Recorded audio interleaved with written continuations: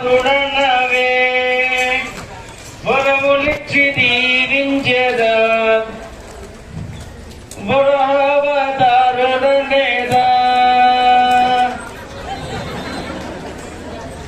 ఓరయ్య నిన్ను వరహావతారుడనేదా నాట్యమైన నగలు పెట్టవే